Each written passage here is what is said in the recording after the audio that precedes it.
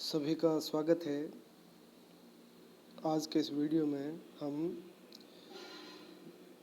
हिंदी साहित्य इतिहास की भक्ति काल शाखा में सगुण राम भक्ति काव्य परंपरा के प्रमुख प्रतिनिधि और लोक नायक कवि गोस्वामी तुलसीदास कृत रामचरितमानस के अयोध्या कांड के पद को पढ़ेंगे। जैसा कि आप स्क्रीन पर देख रहे हैं,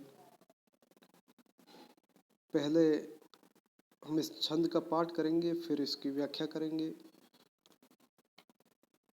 अवसि नरेश वचन फुर करहु पालहु प्रजा शोकु परिहरहु सुरपुर नृपु पाई परतोषु तुम्ह कहूँ सुकृतु सुजसु नहीं दोषु वेद विदित समंत सब ही का जय ही पितु देई सो पावई की का करहु राजु परिहरहु गलानी मानहु मोर बचन हित जानी सुनि सुखु लहब राम बैदेही अनुचित कहब न पंडित के ही। इसके पश्चात भी पंक्तियां हैं, लेकिन इन पंक्तियों का पाठ हम बाद में करेंगे। पहले इससे पूर्व की पंक्तियों की हम व्याख्या करेंगे। इस पद्य अवतरण की व्याख्या करने से पूर्व हमें इस छंद की पृष्ठभूमि को जानना आवश्यक है। यह उस भावभूमि और उस समय का छंद है जब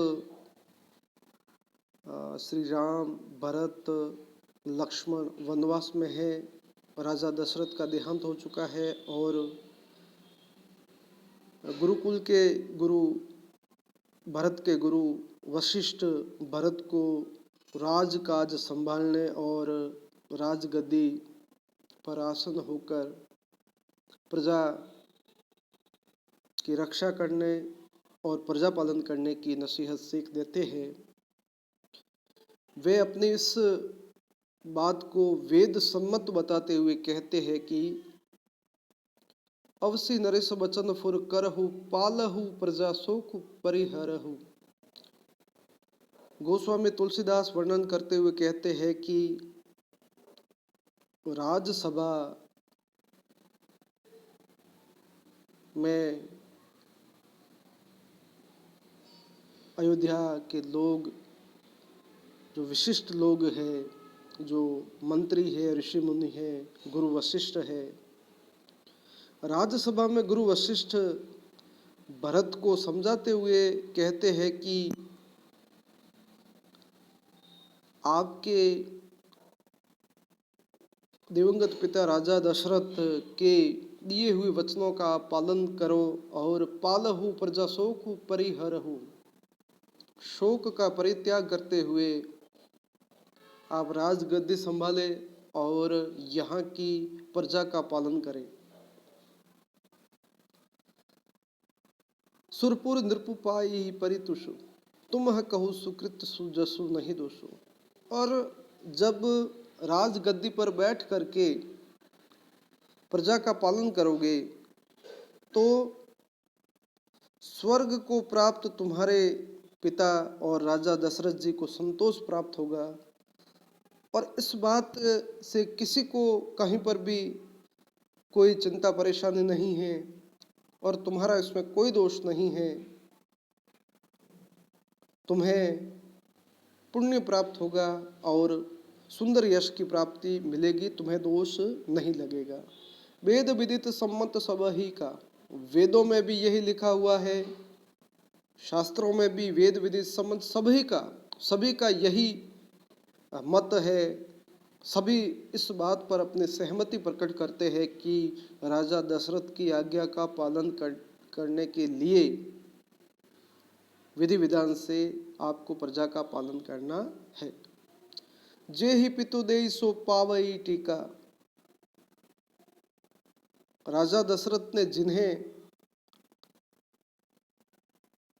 टीका दिया है, टीके का मतलब यहाँ होगा कि अपना जो राज्य जिस उत्तराधिकारी को अपना पिता दे देता है तो वही राज तिलक पाता है। तो हे भरत, तुम समस्त प्रकार की ग्लानि, चिंता को त्याग कर राजकाज संभालो। और हमारे जो यह वचन है, इन वचनों को हितकर समझो।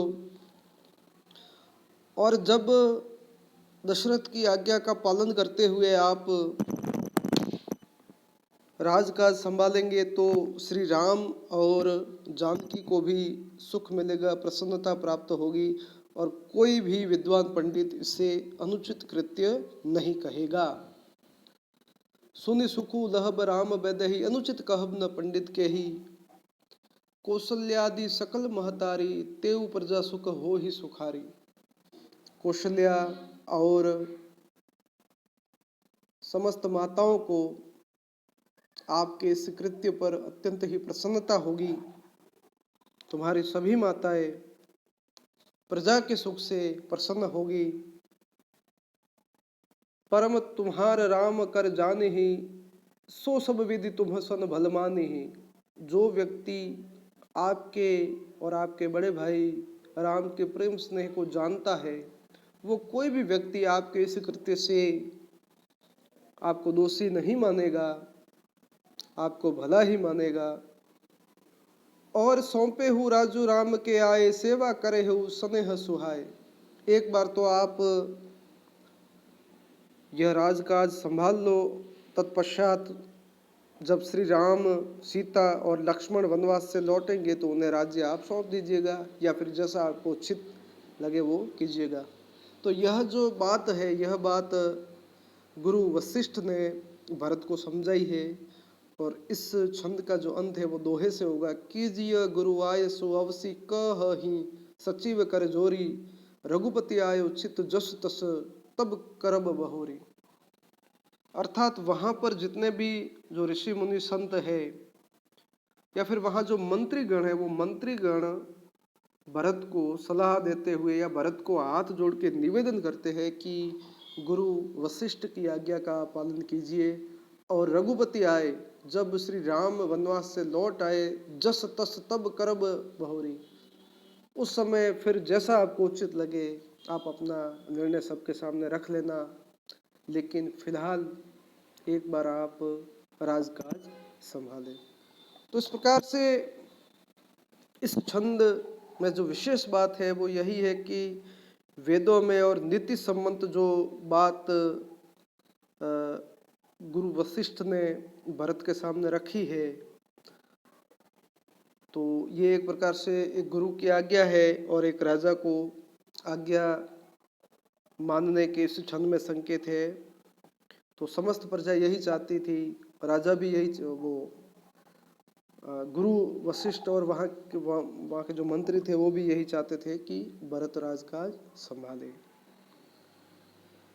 भाषा शैली के दृष्टिकोण से देखें तो अनुप्रास के साथ काव्यलिंग अलंकार का इसमें प्रयोग हुआ है और दोहा चौपाई छंद है।